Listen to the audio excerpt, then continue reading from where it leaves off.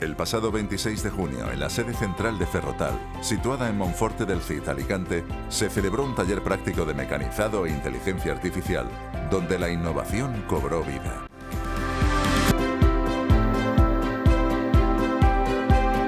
El taller constaba de una parte de programación, donde se trabajaba con el CAD-CAM, Mastercam y su módulo de inteligencia artificial, en el que se programaba la pieza aplicando las ventajas que ofrece la IA.